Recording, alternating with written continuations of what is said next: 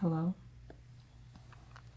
Welcome to class. My name is Mr. Bomboni, and I'm going to be tutoring you on a lecture today on how to save money. And money is important in today's world because we use it to function. We need it to survive. It's essential for many things that you want to receive in life. And even if you already have it, or feel like you have enough of it, you may feel the need to save even more. So that's what I'm going to do today. I'm going to lecture you on how to save money. So, I'm going to remove these markers now.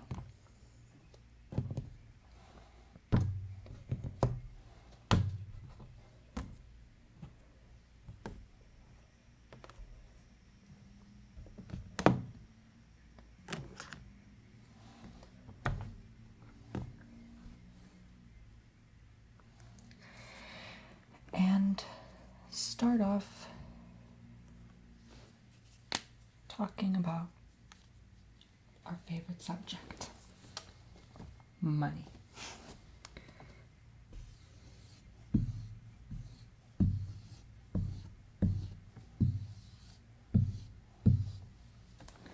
This is essential in our day-to-day life. It is our living.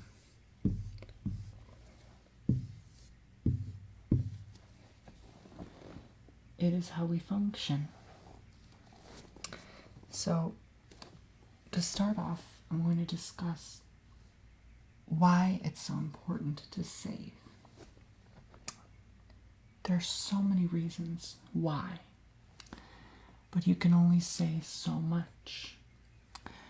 So, the main reason I can think of is, knock on wood, if you break an arm or a leg and you don't have something as if health insurance. And this would save you because you could cover the cost of the expenses. So, let me go more into detail here. Let's say you want to save for an emergency fund. So, say Sunday, Monday, Tuesday, Wednesday, Thursday, Friday, Saturday. Different days of the week.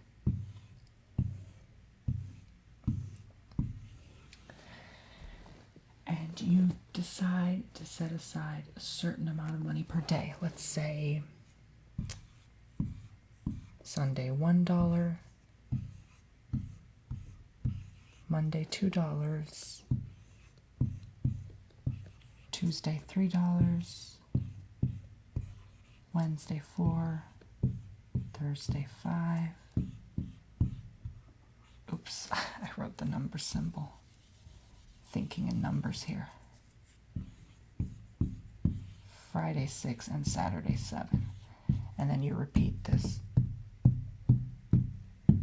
same process every day of the week. When Sunday comes back, you start again. You say $1, and then Monday 2, and etc., etc., etc. And you do this for all 52 weeks of the year. So if you calculate that, that would be quite some money in the long run, don't you think, in your piggy bank? So, there was this thing I saw on Facebook where people save money for Christmas. And they saved, I think, over $1,500. And they managed to do that because they saved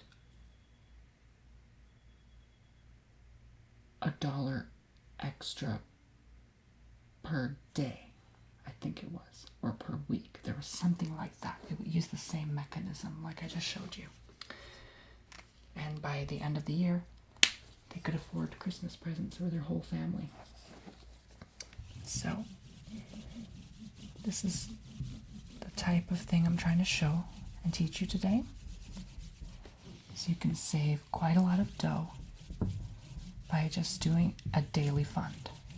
Now you can do it differently as well. Of course, certainly you can do it weekly and monthly. Heck, even yearly if you want, if you're up for the challenge. But that means you'd have to pay extra close attention at how much you're saving.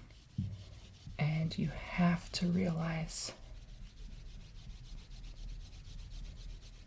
the risks of not sticking to your goal or your plan in the long run. Because if you don't have that saved fund aside, you just don't know what could happen.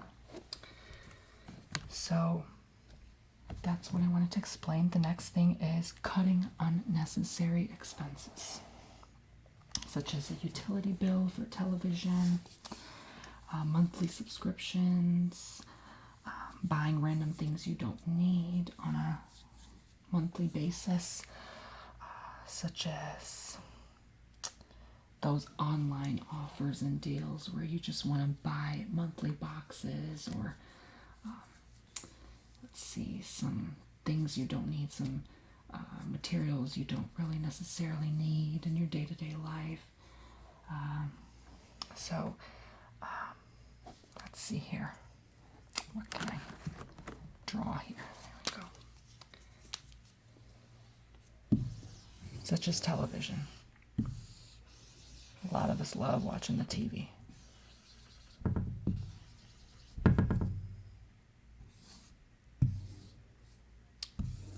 Yep. This is an old TV, but it works. You all love watching your favorite TV shows, don't you?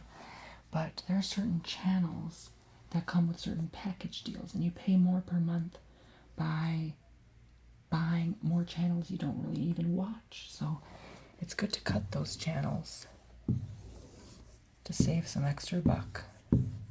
This is just a perfect example of that.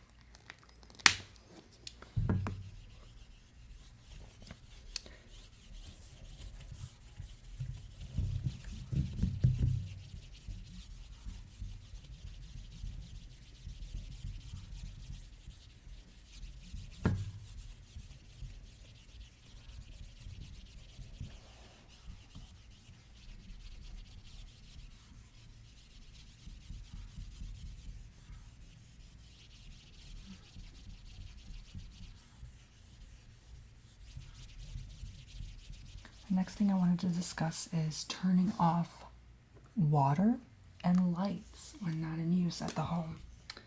A lot of us who live alone or live with someone else, we do experience this unnecessarily high utility bills due to the water not being cut when it's supposed to.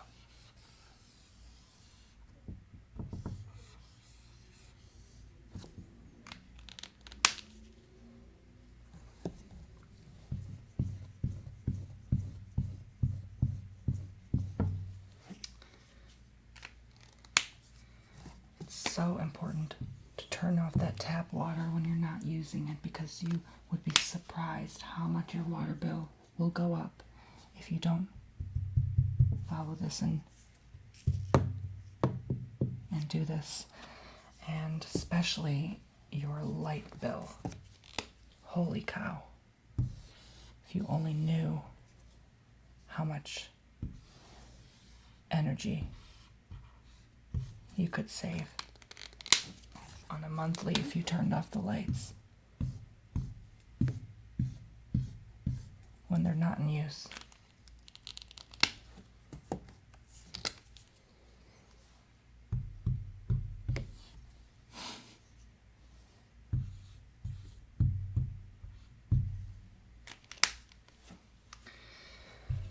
So This is very important to discuss because we all have to pay a utility bill.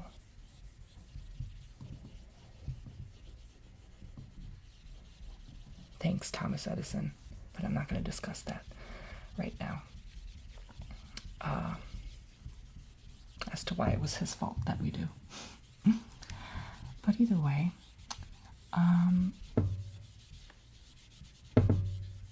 you can look that up for yourself when you have time. But that's not my position to discuss. My position is to teach you the best ways to save money in this class today. So, another way you can save big bucks is not taking out loans if you really don't need to. Now, this is a very important one. And I speak this because I've had friends who've done the same. And these friends who've done the same, some of them really didn't learn the lesson. They took out loans when they really didn't need to. And they struggled. They're complaining to me, Tony, I'm thousands in debt. What should I do? And I don't know what to tell them most of the time because it is tough when you do it in the first place. How do you get out of such a sticky situation in the first place? So the best thing I can just tell them is not to do it if they really don't need to. Let's say, I don't know, you really want that new high-tech car. Okay, this is totally from the 70s. This is not high-tech at all. I just am not really that good at drawing. But let's say they wanted this car. Okay. All right. Okay.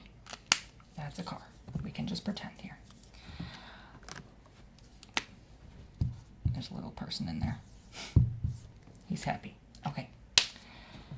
And he bought this car for $20,000. But he took out a loan for that car. So let's say he pays $300 a month to pay it off. So that, of course, that would accumulate within several months a year for years. And that would take several years to pay off this amount in total. But this car was a smart investment to him because he goes to his higher paying job, which pays off in the end. Granted, he has to pay for gas, which let's say can cost him, due to his commute, $20 a day going to work and back. So that would be equivalent to around, on the weekdays, maybe $400 a month. So he pays $300 for the car, plus that much for the gas. So that's $700 a month just for the car alone. Plus he has insurance. So he has to add on top of that maybe a 50 or 100 more, however much he pays for that. Maybe God knows how much more. But it pays off for him in the end because his job pays him more for what covers that commute and pays his rent and everything. So in this case, the loan was an incredibly wise idea because without the car, he wouldn't be able to commute. And it's a brand new car too. If he bought a broken down car, there's no guarantee it would last and take him to work the next day. So this, in his case, was a wise investment and he can afford it. These friends I had took out these amazing $7,000 loans. Let's just say as example, I'm not giving an exact amount, to invest in their dreams, which I have nothing against, but it didn't lead them where they wanted to go in the long run. And that led them nowhere. So you really have to be wise with what you loan. That is one way if you really want to be frugal and save some extra cash on the side, because if you, let's say, have a net worth of $40,000 you are $50,000 in debt with loans, you have $50,000 worth of loan, that means you are worth negative $10,000.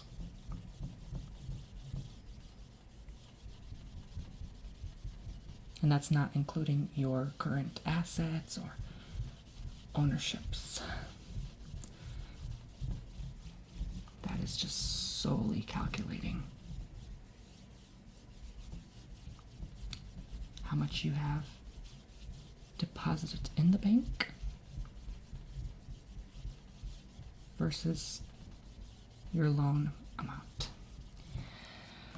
So another thing I want to discuss is comparing prices in other stores. You can simply compare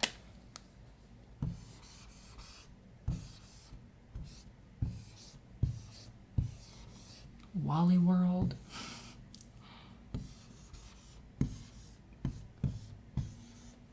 with Marsh World.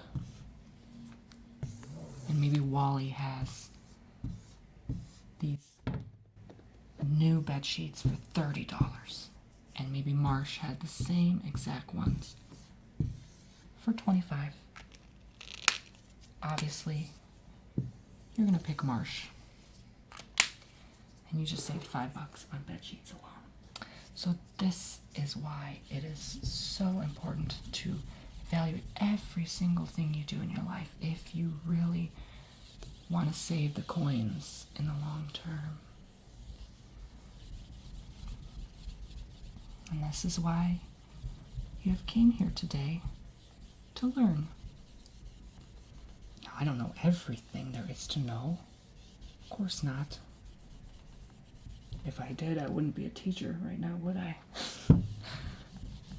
So, my point is that you can only do what you can, and you can only do the best that you can every day, and just hope for the best. So, another thing is cooking more at home. There are so many things you can do and cook at home. Watch so many homemade recipes. I highly recommend Auntie Fee on YouTube. She is a comedic genius when it comes to that. And she can help you save some hard-earned coins by just cooking chicken breasts at home.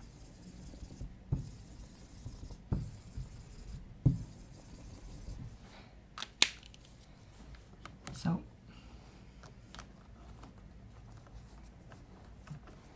let's see here, what color I should use. Yeah. So that way, you are not burning up the cash by eating out. Because eating out is very expensive. You can make the same meals for more than double the price less. Which, really, if you think about it, it is nice to treat yourself once in a while. I'm not saying stop eating out or stop doing what you're doing, but hopefully this teaches you to be more aware of some things. Maybe you feel like you're looking at your bank account every week and you're noticing it's going downhill and you have a hard time saving money. Maybe take some of these steps, some of this advice, and maybe it'll help a little bit more. Cut the habit of online shopping. This is a big one for me. I spend hundreds of dollars a month online shopping, and it can be quite an addiction. I wonder if it's healthy sometimes, because just having some things come to your door every month by month is very, very unusual. I wonder what the postman thinks half the time when he comes to my place. But anyway, this is very, very important because, like I was comparing with Wally World and Marshland, you can physically go to the stores and find a lot of things for cheaper than online. Online is more expensive because it's more convenient. If you really have to shop online, if you're an addict like myself, just kidding, I'm not an addict, but just for humor. Let's see, there's a flower pot here. We're just going to pretend a little bit.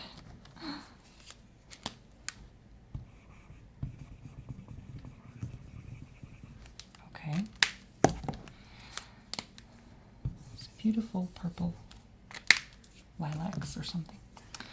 And then you have your makeup, your lip glosses, your eyeshadow palettes, your potions, lotions, motions, and you have maybe some decorations, something, just some random things here I'm going to put. Only buy when there are % off deals on the market. 50% off are very common. Half off deals or coupon codes.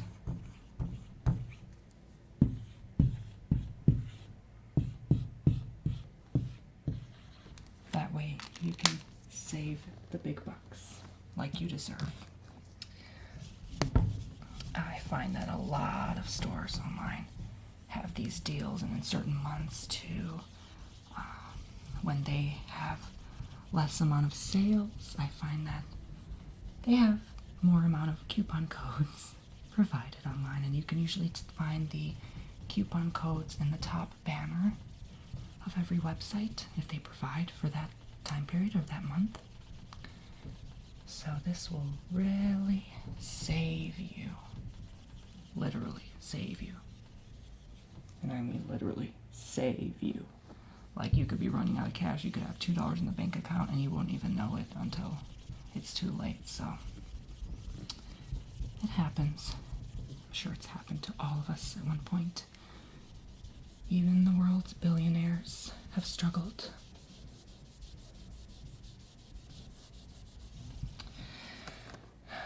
But money, you have to remember, money never defines us as human beings. It's just a material thing. So, another important thing I want to share is cutting coupons. And coupons you can find in the mailbox, like so much. Different deals, different offers. It's endless. I mean, there's so many coupons you can cut.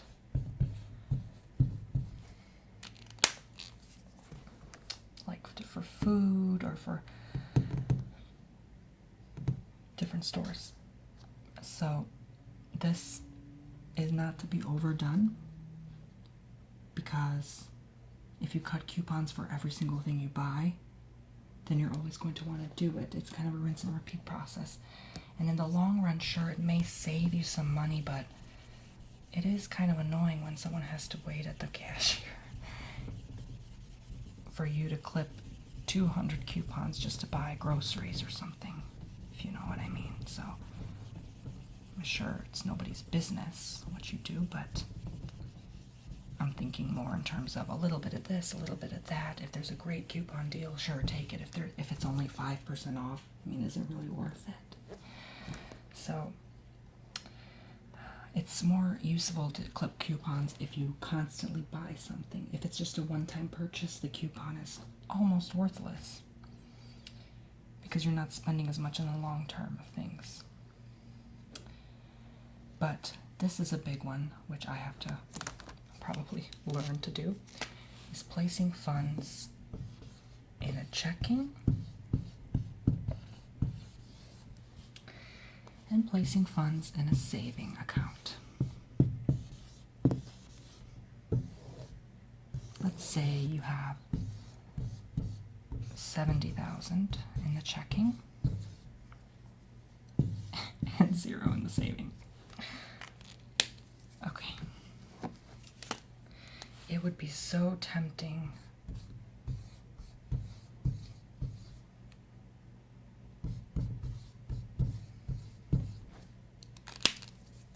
to continue to withdraw from this account.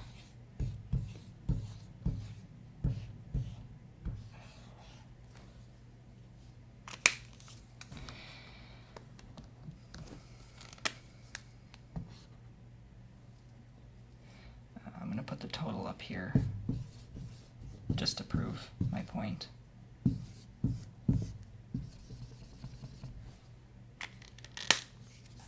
Versus when you leave it alone in a checking, let's say you deposit those 10,000 I just deposited in the checking.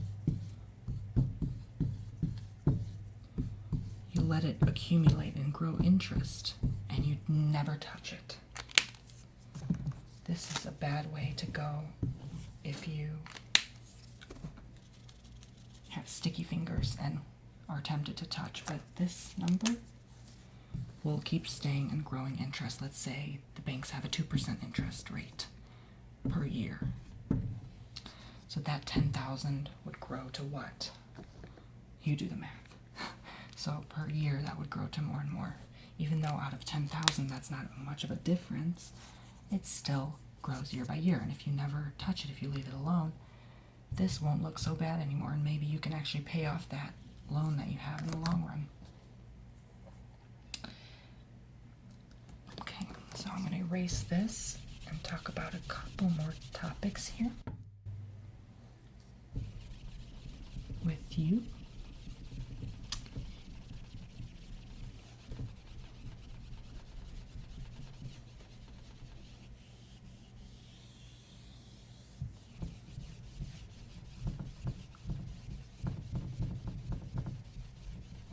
Takes a while to erase these little erasers.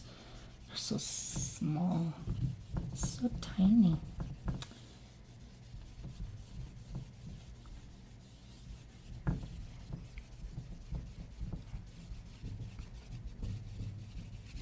If I had a bigger eraser, this would be much easier, but it's okay. We're not rushing. We have a whole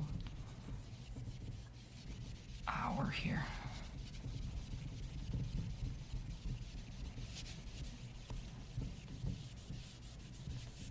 All right.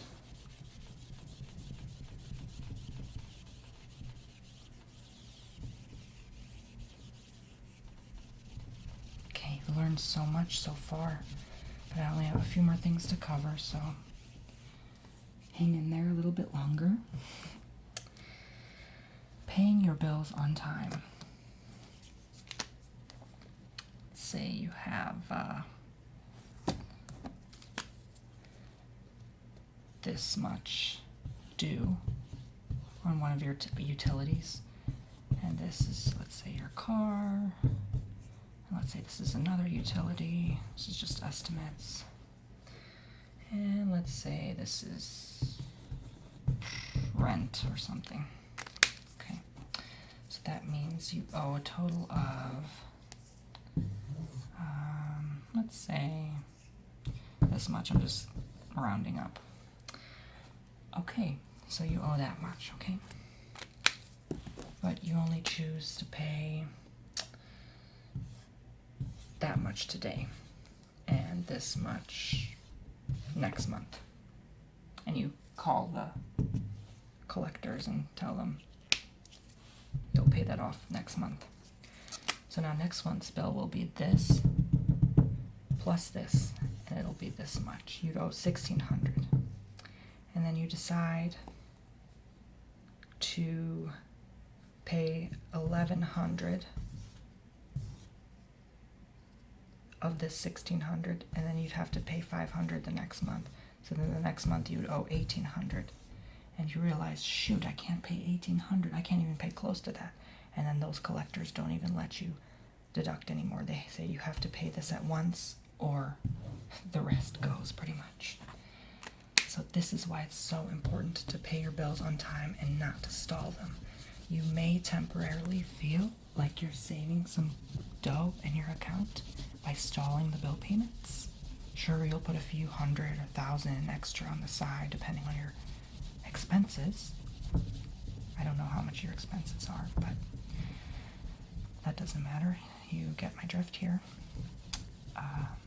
But in the long run, it will really hurt your pocket, and a lot of companies actually charge penalties for not paying on time either, or even stalling your expenses. They don't all feel sorry for you. So that's certainly better just get it over with and pay it off as you go instead of stalling them. Buying insurance with major purchases. Now, let's say you buy a new recording camera.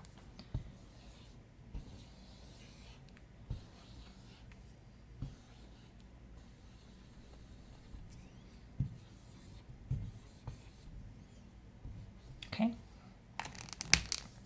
And it costs, let's say, $1,000. The insurance is only $50 for 2 years. And you decide not to buy the insurance.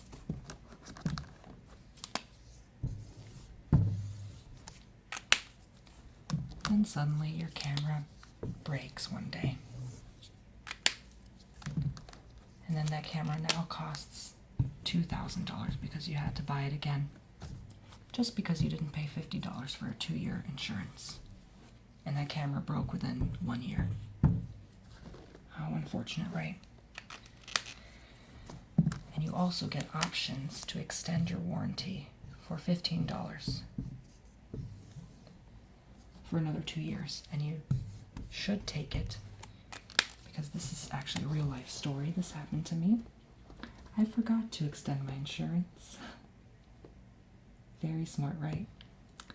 My laptop broke down exactly 2 years after the date I purchased it, and my warranty expired the day before it broke down. So I had to spend a whole nother amount of cash for that laptop because I forgot to extend the warranty. So this is why it's so important to add a warranty to extra purchases. Even though it's more money, it doesn't matter because it can save you money in the long run of things. So you have to also think of it sort of as spending money to make money. That's the way to go. Instead of just being completely frugal and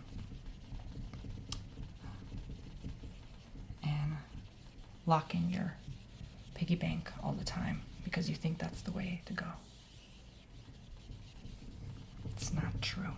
In this case, you would have to spend the extra cash to save yourself in the future, just in case something happens. Because eventually something will happen to that camera. It'll get old, it'll break down, it'll need repairs. You never know. So, that can save you big time. And the last thing I want to discuss today, class, is having a strong belief system that money will always come. This is something many do not realize or think about. But money does come. It always does in all of our lives, no matter what. Think of it like this. You were stressing about paying your bills the last 5 years, or 10 years, or forever. But you did pay all your bills the last 5 years, didn't you? You did, right? So you look back and realize, why were you stressing all this time when you would have already paid your bills anyway?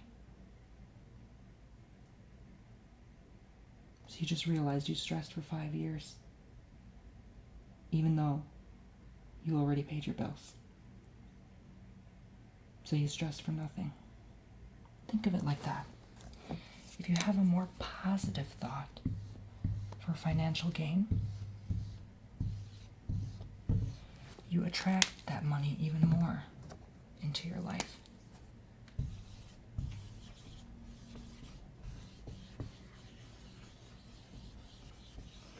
If money is on your mind, then the money will always come back to you.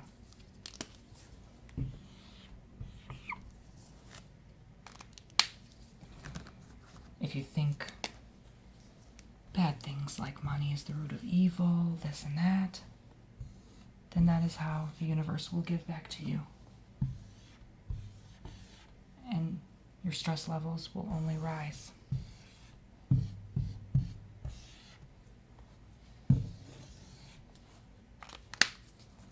constant cycle. You struggle. You think bad about it. Then you have a downfall. Then you pay your bills off eventually. But then you're sad because you have no money. And then you think bad about it because of that constant downfall. And then you stress again. And then you do the same thing over and over again. Versus if you're happy, if you think it always comes back to you, it'll be a constant cycle, ebb and flow of return and fulfillment. And this X mark across money will no longer serve you. So, hopefully this has helped you, and I wish you the best of luck in your pursuits. This goes with everything in life. If you work for someone, if you have a boss breathing down your neck, or if you own your own business, it is the same mindset about money.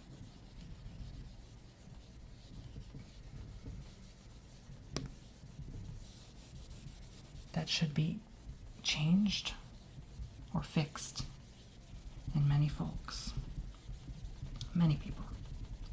And years ago, just 5 years ago, I didn't realize this, and I felt I was lost. I felt I was struggling. I felt a lack of harmony in my life, and I didn't know what to do. So, just finishing erasing here. Hopefully this helped all of you think so much better about money and about your life, and I hope you guys have such a fulfilling, fruitful financial life, and may the fruits of abundance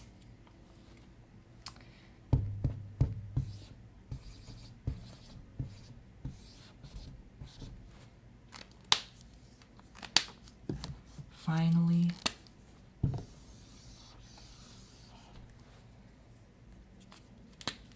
be with you,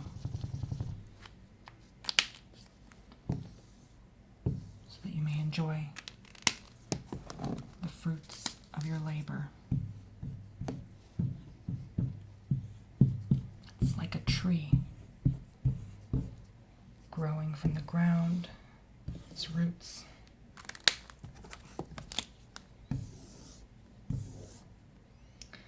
stemming and ebbing and webbing and etching.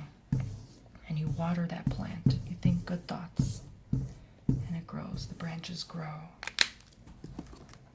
And then the flowers grow. And then they pollinate. And there's that cycle again, the pollination. And then it goes up again and grows into another tree and another and another. And that's how you branch out, just as you branch money. Just the same way. Same cycle of life, same process. And when you think about it this way, money no longer is a material thing so much anymore. You don't care about it the same way, the same superficial way so many do anymore. You think about it as energy. And when you think about money as energy, that is when you realize the fulfillment in it. You become grateful. And more just flows to you easily and effortlessly. And rinse and repeat.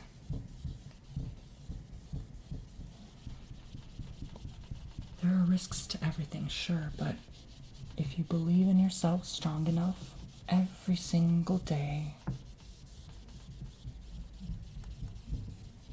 every single livable and breathable moment in your life, then the rewards will reel in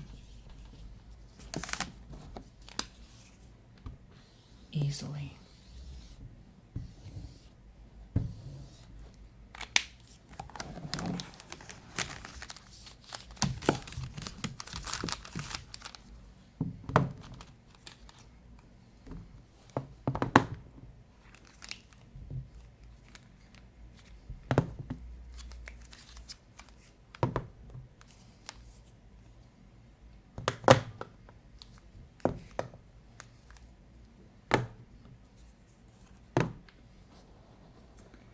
thank you for joining my class. And if you ever feel the need to have any more advice, feel free to come back to me and I'll go in more detail. So thanks for joining, and I wish you all the blessings that life has to provide to you. See you around.